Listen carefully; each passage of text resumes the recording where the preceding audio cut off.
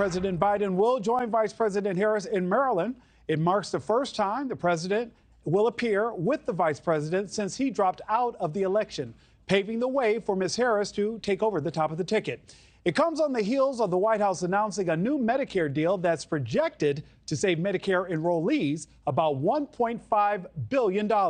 NewsNation's Kelly Myers in Prince George's County, Maryland, where the president and vice president will speak today. Kelly, what can we expect to hear from Democrats when we know that they are under the spotlight for not having done much of a press conference since VP Harris has been at the top of the ticket?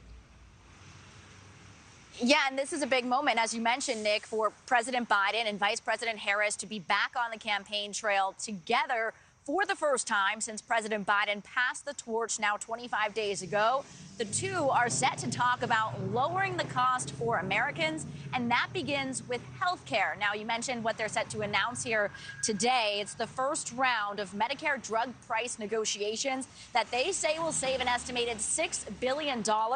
President Biden saying this morning that for the first time in history, his administration reached these agreements on new lower drug prices with the manufacturers of all 10 drugs selected. And they note that this is just the first round of drug price negotiations. Biden has been criticized throughout his administration for high costs, but he snapped back yesterday when asked if the U.S. has beat inflation. Take a listen. Yes. I told you we're going to have a soft landing. We're going to have a soft landing. My policies are working. Start writing that way, okay?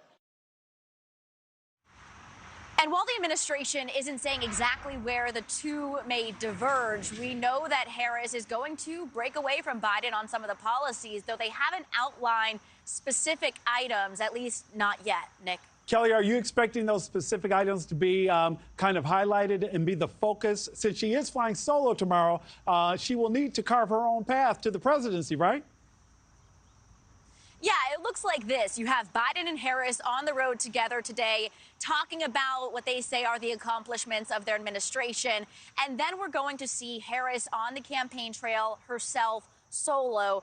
And they're trying to say this is building off of the accomplishments, what they call from the Biden-Harris administration, as she begins to kind of create her own lane and her agenda for the Harris-Walz administration. And what they're going to start with tomorrow is the economy. And this is something that the Biden-Harris administration has been criticized on. But what we're hearing from a source familiar with the Harris campaign agenda, they tell us that she will lay out her own version and her own vision on cost and inflation during her Friday economic speech in Raleigh, North Carolina. But they're emphasizing here that they are no way breaking with President Biden. She is expected to talk about things like this: housing costs, credit card interest rates, medical debt, food costs. And then we know that she is going to build off of this for more specific themes going into next week, into the week of the Democratic National Convention, where she will answer the question of just how she will govern this country if elected. Nick.